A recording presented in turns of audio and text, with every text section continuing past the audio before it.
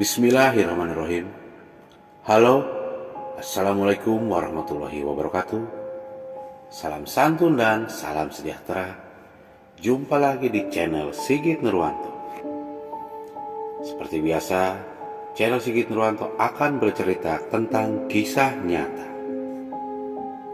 Di episode kali ini, channel Sigit Nurwanto akan bercerita tentang kisah horor penghuni rumah bekas tempat pesugihan. Ini adalah kisah nyata. Tapi sebelum ke cerita, saya Sigit Nurwanto tidak bosan mengajak semua, mari kita sama-sama berdoa kepada Allah Subhanahu wa Ta'ala agar negara tercinta ini, negara kita, Republik Indonesia, cepat terlepas dari teror virus corona. Terima kasih dan kita langsung ke cerita. Ini adalah kisah nyata yang dialami oleh Wahyu Aryan. Dirinya membagikan pengalaman nyata ini pada saat kerabatnya saat masih zaman kuliah. Untuk menjaga identitas dari si pemilik cerita, maka semua nama tokoh yang ada dalam cerita ini adalah nama samaran semua. Oke, kita langsung ke cerita. Saat itu, Joko dan beberapa temannya merupakan mahasiswa salah satu di universitas yang ada di Pulau Jawa. Sejak lama dirinya terbiasa merantau dan hidup sendiri alias ngekos. Namun, pada suatu kesempatan, beberapa teman baik satu UKM mengajak untuk bisa tinggal bersama pada sebuah rumah kontrakan. Alasannya agar lebih hemat, mengingat harga kontrakan itu tidaklah terlalu mahal.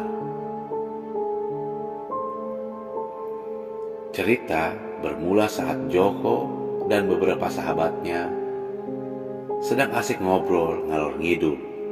Salah seorang temannya, sebut saja Sugeng, mengajak Joko, Pras, dan Faiz untuk tinggal bersama dengannya dan Anto. Begini, rencana aku sama Anto mau ngajak kalian kontrak rumah bareng, biar kita ngumpul bareng. Selain itu, kontrakannya murah kok. Jadi, kalau dihitung-hitung, dengan pengeluaran kos setahun, lebih irit kalau ngontrak di rumah ini. Pungkas Sugeng. Emang berapa? Tanya Faiz. 75 juta, Is. Kamarnya 3, luas juga. Serius? Tanyaku dan Pras bersama. Iya, serius, jawab Faiz sambil memperlihatkan foto rumah yang disimpannya. Jauh gak dari kampus? Tanya Pras. Enggak, dekat, tapi gak jauh juga sih. Tengah-tengah lah. Toh kita bawa motor semua kan? Jelas Sugeng. Selain harganya yang relatif murah, kontrakan tersebut juga tidak terlalu jauh dari tempat aktivitas mereka sehari-hari. Setelah beberapa saat, akhirnya mereka bersama-sama memutuskan untuk meninjau rumah yang akan ditempati bersama. Setibanya di tempat itu, mereka disambut oleh sebuah rumah usang yang terlihat sudah lama tidak berpenghuni.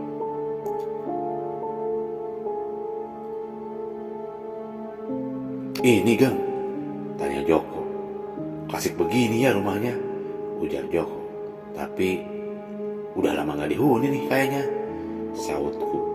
Iya ini. Sebentar, aku hubungi dulu pemiliknya, jawab Sugeng sambil membuka HP dari saku celananya. Aku dan 4 kawanku yang lagi menunggu di kendaraan sambil melihat-lihat setiap sudut rumah yang bisa kami lihat dari luar. Sugeng pun kemudian mencoba menghubungi sang pemilik rumah.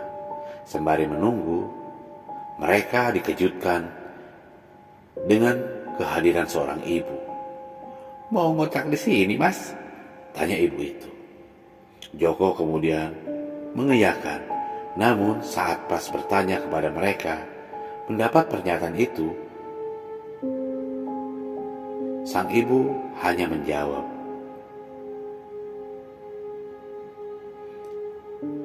"Enggak apa, Mas.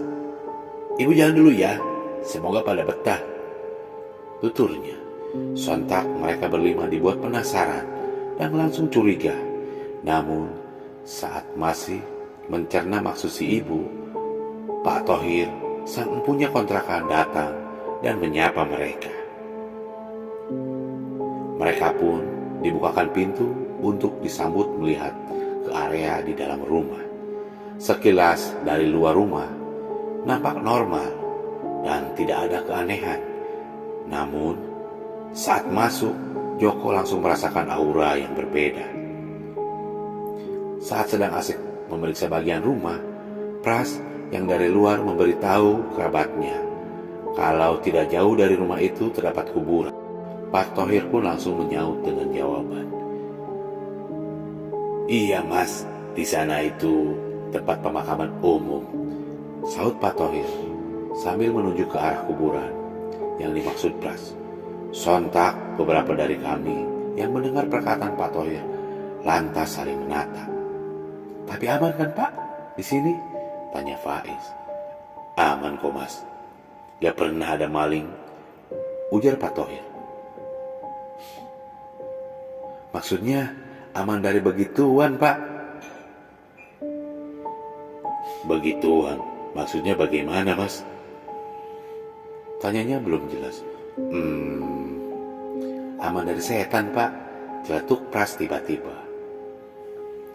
Bukannya menjawab pertanyaan Pras, Pak Thohir justru meninggalkan tanda tanya baru saat tertawa dan bertanya balik, "Memangnya kenapa kalau ada?"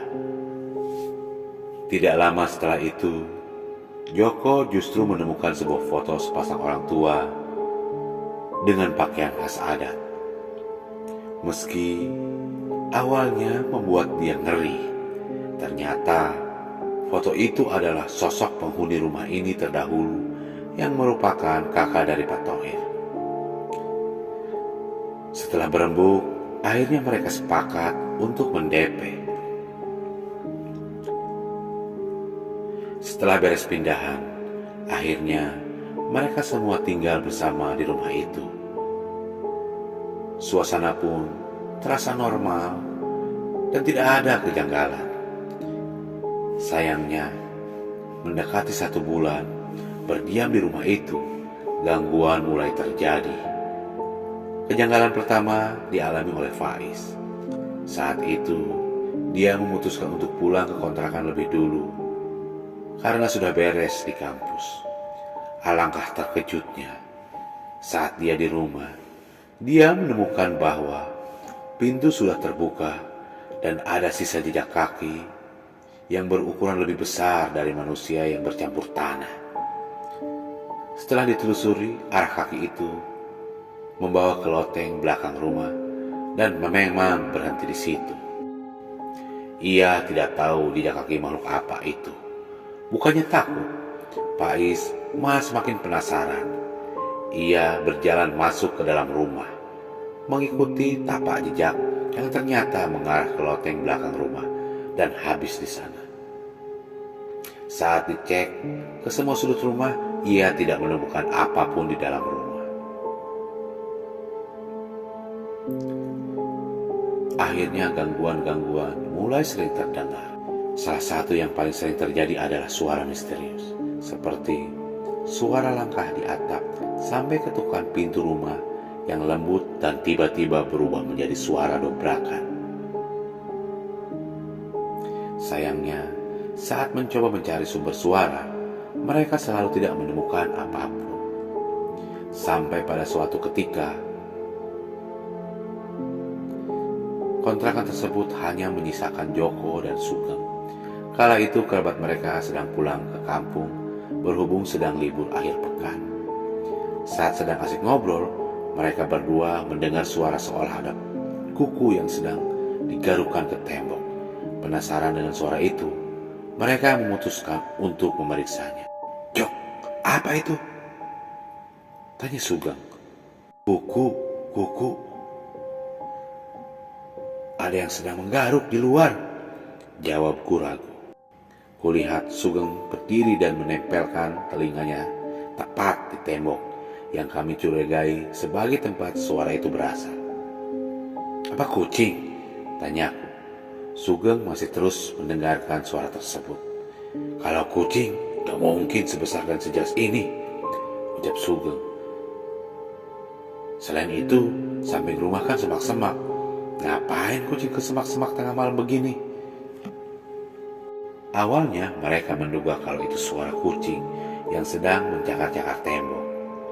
Setelah dicerna, sepertinya sumber suara itu bukan dari kucing.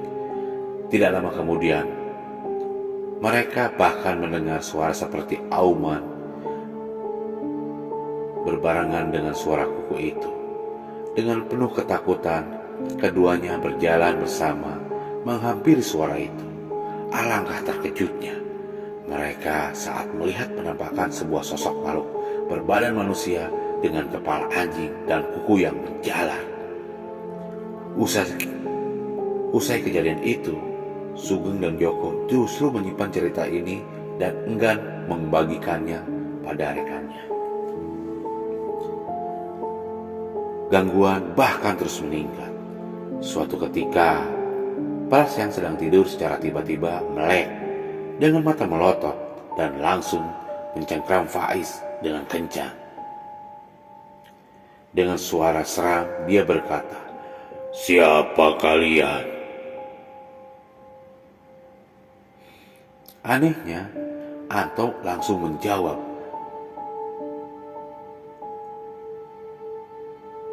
"Kami penghuni baru di rumah ini."